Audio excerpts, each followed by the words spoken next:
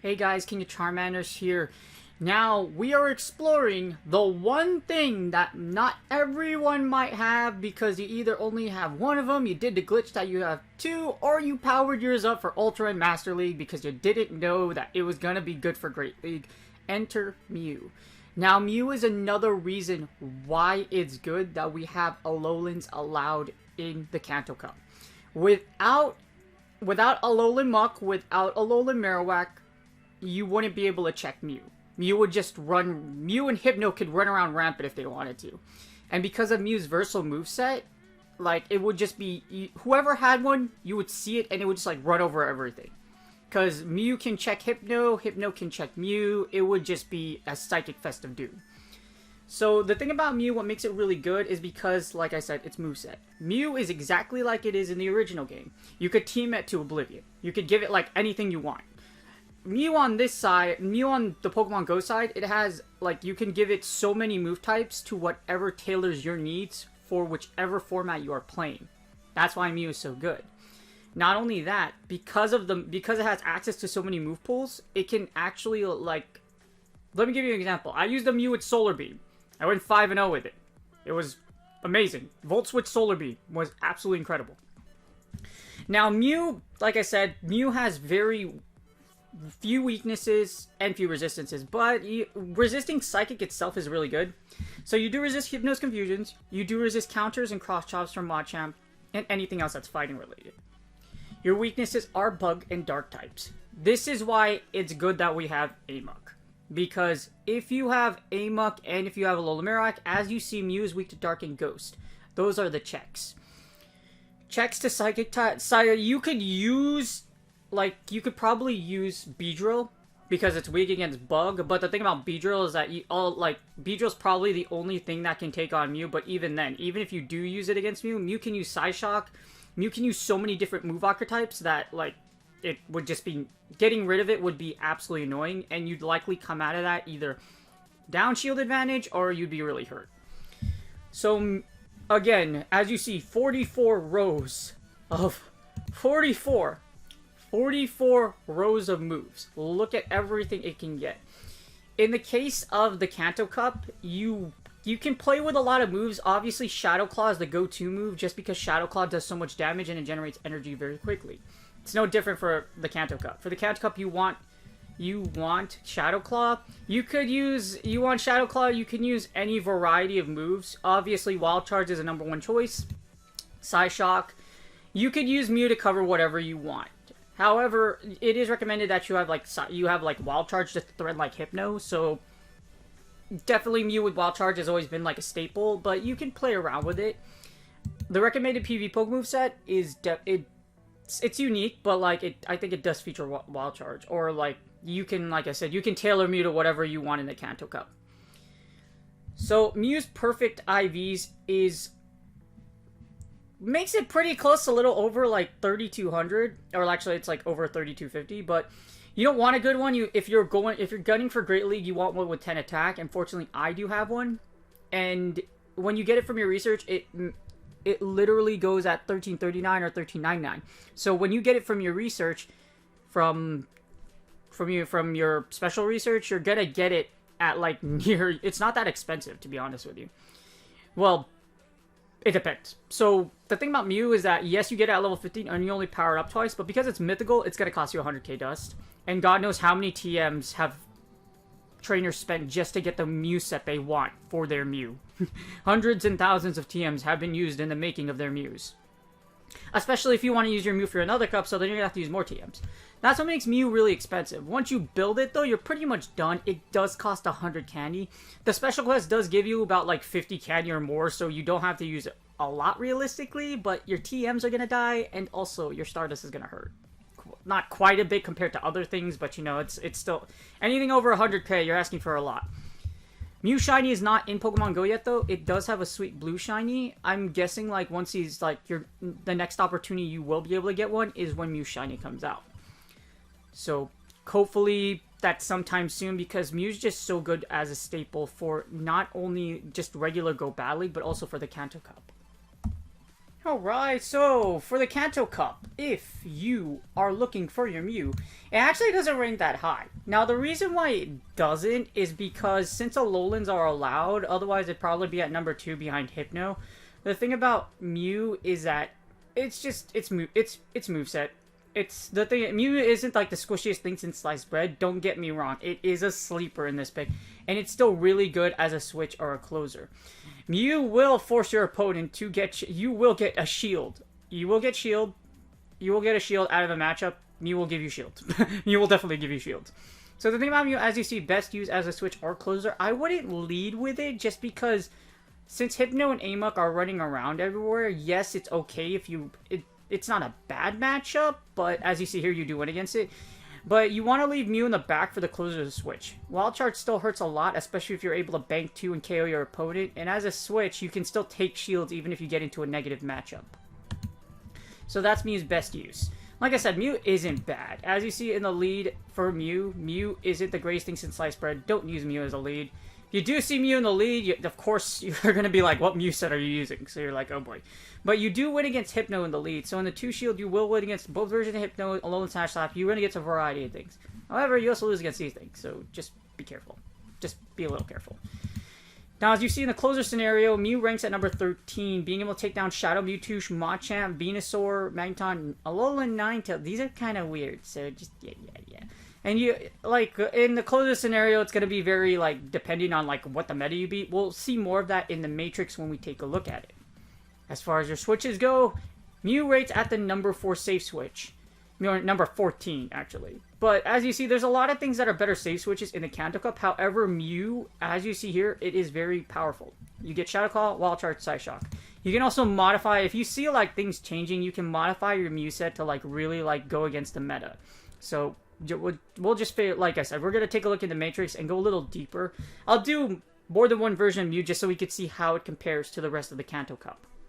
But as Mew's one of the number 1 charges in the game, actually at number 3. So if you have a Mew already, guess what? You're going to take a lot of shields. And if you have energy advantage, you're going to run through a lot of things with energy advantage.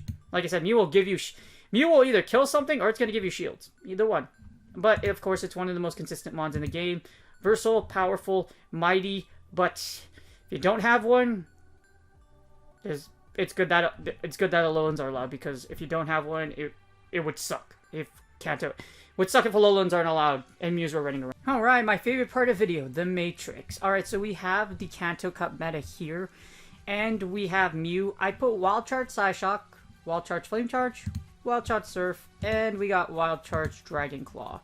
Now that's assuming if you have like, well, I don't believe Mew has any like bulk or breakpoints, so I wouldn't really worry about like, it's minimum's 10-10-10 anyway, so wouldn't worry about too much about getting the best ones in sliced bread. It's good. Like I said, the movesets are why Mew is just so good. So we have these 4 variants right here, and we're going to run the Matrix. I already put the 2 shield out. So as you see here, you beat Articuno. I'm guessing you just outpaced the crap out of Articuno, so you beat it in the 2s. Remember, Mew's best position is in the switch or a closer. As you see here, the switch is I see the switch as kind of like a 2 shield, unless you play unless you grab a shield and then they give up switch or some fancy play like that. Anyways, Mew is still really good. As you see here, you beat Articuno. Beedrill, remember I mentioned in the Go Hub analysis that it's a little, like, Beedrill can, like, give it problems. This is bait dependent, though. So, it's gonna go straight, but you still, like, you can still block. Well, actually, I could just go straight X Scissor. Just be careful, Beedrill. This is probably one of the reasons. It's just because Beedrill goes straight X Scissor, and it's a poison type. So the Hypno's what threatens Beedrill. I think you can beat it in the closer though, so we'll take a look at that. You do beat Charizard if you have the Flame Charge variant versus the Psyshock variant. I think this one's bait dependent. I'm not sure. As you see here, oh, you could just go straight wild. Wow, that sucks. So you could just, so for Mew against Charizard, you just go straight Wild Charge and then you kill it. So you'll win. You'll beat Charizard all shield scenarios as long as you literally just nuke it to death. So that's funny. That's funny. And you'll beat both variations too. Now, one of the things you have to be careful for is Mew with Charmers. Charmers are very good in the Kanto Cup because there's not a lot of steel around. Because of that, if you give your Charmer 2 shields, 9 times out of 10 is probably going to be able to run through your opponents. It's good, okay? Charmers are good for this cup. So I would be very... I'd just be very wary of them. Because you're going to lose against Clefable, and you're going to lose against Wigglytuff. You lose... Because Mew isn't the thickest thing since sliced bread, Wigglytuff will charm you down in almost all scenarios except the closer. So just be very careful. Wigglytuff with shields is dangerous. And if you don't have shields. So... what else do we beat? You lose against Dragon Breath users because, like I said, Mew isn't very bulky. So you're going to lose against heavy fast damage users. You do win but you do win the closer. This is why Mew is one of the best closers because matches you would lose in the lead or with shields, you can win them in the closer. So, but like I said, still very dangerous. Dugong also very dangerous. Now it does take 2 elite TMs. However, trainers have used their elite TMs on their Dugong. And as you see, you only beat it in the closer. So we'll take a look in the closer just how good it is. But as you see with some Mew sets, you actually can beat Dragonair and Dragonite. And some other picks as well. So your Mew set does matter. This is Dragon Claw, but this is assuming your opponent falls for it. Because the thing about Dragon Claw is very bait dependent. As you see here, you have to bait with 2. Well, you could actually just go straight Dragon Claw. You just go straight Dragon Claw against Charizard. So you go straight Dragon Claw, or you just go straight Flame Charge. So it's straight Wild Charge. So it's very interesting. With Surf, obviously, you're going to beat Charizard with the Dragon Breath variant, just because you just surf it to death. Surf's up, dude. No, seriously, surf's up, dude. See, you die. Now, for other things, as you see, Dragon Claw and Surf are bait dependent. That's how you beat Dragonair and Dragonite. You do beat Golbat with the Psyshocks, with the Psyshock and the Surf Dragon Claw variations, but these are bait dependent. But Flame Charge does not. Now, you do beat Haunter. This is the good thing. You are able to farm down Haunter. This is why Psychic is so oppressive. Because as you see here in the 2 shield, you can just fire off a Psyshock and then farm down Haunter by double shielding. This is what makes Mew really oppressive. Haunter and Gengar don't check Mew. If Haunter, that's because Haunter and Gengar are poison. Because Mew has Shadow Claw and Hypno has Confusion, as you see here. There's no hard checks to Psychic in this meta without Alolan. As you see against Hypno, you beat Hypno pretty handily just because you're able to just straight, like, you have a lot of play, plus these Shadow Claws do chunk some damage. So you generate energy quickly, you resist the confusions, and you can shield. As you see here, your opponent, you have a lot of play against fellow Hypnos. And that's what would make Mew the ultimate safe switch against your opponent, because if Alolans weren't allowed, Hypnos would run rampant. Guess what? You just throw it against Hypno, and then you're like, oh, hi, I just shield. You do beat Lapras with all the variations, too. You lose against Shadow Champ, unless you have Surf or Dragon Claw, just because you can't bait shields.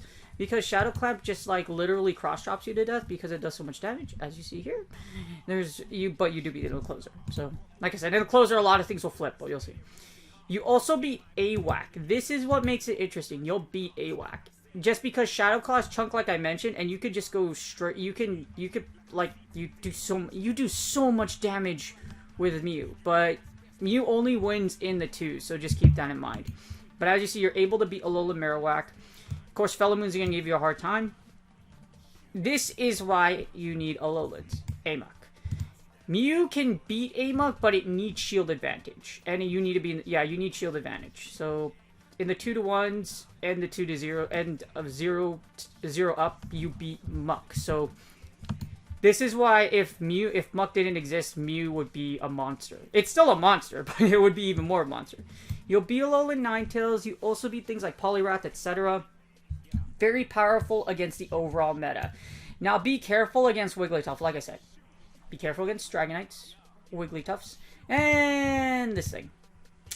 Sadly, Shadow Victory Belt is still going to... You can we'll go over that during the summary. Unfortunately, Grass Hole, you can probably run Grass Hole variants in this meta because it's the Kanto Cup, so you probably can. Now that's the 2 shield. Here's the 1 shield. If we go to the 1s, things change quite a bit if Mew doesn't have shields. As you see here, you do win against Beedrill. And the 1s, you can defeat Beedrill because you can bait the shield, and then you can wall charge it to death. Oh, actually, with Psyshock, you get to Psyshock it to death. But with Mew, well, you could actually Flame Charge it to death too. So as you see here, oh no, you need to land the wall charge. So if they do right, 9 times out of 10, your opponent probably will shield the Mew if you have a Beedrill. But if you're in the 1s, as you see, you beat Beedrill now. You still losing against Clefable, like I said, be careful. Be Dugong now, Wild Charge will KO. Be Dragonites. You do flip quite a few matchups in the 1s. You will lose against Haunter though, keep that in mind. If you don't have 2 shields, you will lose against Haunter just because Haunter is able to Shadow Punch you to death. So as you see here, you only win the 2s or if you're up shields because you need shields to block Haunter. Now, you do beat a ton of the same matchups as before. Just be careful, Shadow Champ, like I said. Shadow Champ will rock your world with those cross chops. And you beat a majority of the meta. You do lose against Charmers and Shadow Vic, unfortunately. You will also lose against Venusaur just because Venusaur paces the crap out of you. As you see here, these Frenzy Plants get there fast and they chunk. So just be careful against Venusaur. Because even if you do have Psyshock, if they shield your first move and recognize it, they just have to shield you. It's just because Vine Whip generates so much energy and Frenzy Plant does a heavy amount of damage. So just keep that in mind. Now, our favorite position for Mew is the Crows. Well, one of the 2 is the closer. As you see in the closer, you wreck shop. Win the closer. You beat Articuno. You beat Beedrill, Charizard. You now beat Clefable. That's right. You know what? That Wild Charge hurts a lot, my friend. Well, actually, you could Side Shock with Launcher. But you'll live enough to basically destroy a lot of things in the closer with Mew, especially if you have shield advantage. As you see here, you beat a slew of the meta. Now, remember I told you about Haunter? You lose against Haunter unless you have shield, so just be careful about that. You'll lose against Hypno in the closer just because Hypno's Shadow Ball will kill you. As you see here, Hypno's Shadow Ball does do heavy damage. So you need a shield to take down Hypno, or you need to be in even shield scenarios. But that's what would suck. If Alolans weren't allowed, the only checks you would have to Hypno are basically Mew. And Mew is hard to get. Mew, like, a lot of people don't have Great League Mews. So that would suck. You do beat Shadow Champ now convincingly just because you're able to get to a move and you do resist Cross Chop. So as you see here, you resist Cross Chop and then a Psyshock will kill. Or a Wild Charge will kill. You beat Machop in all scenarios. Or I believe you can beat it with like Flame Charge. Or do you just Wild Charge? No, you just Wild Charge. So just Wild Charge it to death. That's where you convincingly beat Shadow Champ. You do lose against AWAC because Shadow Bone and Shadow Ball just hit you like a truck. And you will lose against Alolan Muck because Dark Pulse will KO. As you see here, Dark Pulse is dangerous. You only beat Amok in some scenarios, like being up shields. And as you see, you do lose against a ton of other things. You do beat Venusaur and you beat Wigglytuff. So if you're able to take it down to the zeros, you can beat Charmers. Keep that in mind. Charmers, the fast and Dragon move as I told you about, you do beat them if you do have shields or if you're in the zeros. So just keep that in mind. Now, up shield is where Mew's a beast. If you're able to go in the 1s to zeros, guess what happens? You beat the entire meta except Alolan Raticate and Snorlax just because Alolan Raticate resists your Shadow Claws. And these, yeah, as you see, it chunks. And you lose against Snorlax just because it's so thick. So Snorlax is as you see here, it's very thick. It will, you'll get licked to death. It will lick you down. You will get licked. You will get licked. Absolutely licked. And it's just, yeah. Mostly because it resists your Shadow Claws, but you do beat the rest of the meta. So you beat the entirety of the meta except Alolan Raticate and Snorlax. Now in the 2 to zeros, you're gonna kill everything. Mew with 2 shields is going to beat the entire meta. There's just nothing that stops it, especially if you have energy advantage. So if you manage energy well, and you have, this is why it's good that we have Alolans. Mew has checks and Hypno has checks. Without them, these monsters would run wild, and if you don't have one, you would curse everyone. It does change in the 2 to 1s though, so if you do have shield advantage, as you see, you will lose against Clefable because you get charmed down, and you do lose some matchups depending which Mew set you have. You will also lose against A-Rat and Shadow Victory Belt and Wigglytuff.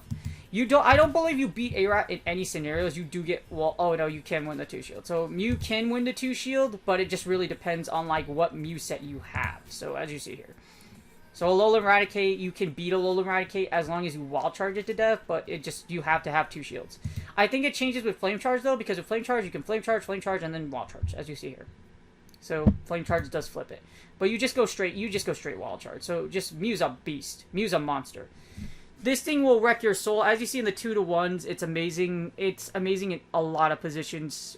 And you really, if you have one, it's really good for the Kanto Cup. And I definitely recommend you give it a shot. Alright, so in summary, Mew, I give it an 8 out of 10. If there weren't Alolan Muck and Alolan Marowak in this meta, as you see, there are very little checks for Mew. There's a lot of ways Mew can beat its weaknesses, and with energy and shield advantage, it's an absolute monster. And if you don't have one, it sucks. I think that's why I won't give Mew a perfect score or a 9 because of that fact. Not everybody has a Mew, and even though it's good for the Great League, I won't pressure you to build one because it's just not that impressive. As you see, it's justified that it's number 18 and 17, etc. for the reason. It doesn't rank in the top 5 because Alolans exist. That's why Mew isn't. That's why I don't rate Mew higher. Mew is very good in this meta. If you want to use yours and you don't want to power anything up for the Kanto Cup, but you have this thing, I recommend you do use it. Like I said, versatile, powerful, it will get you shields or it will knock a lot of things out.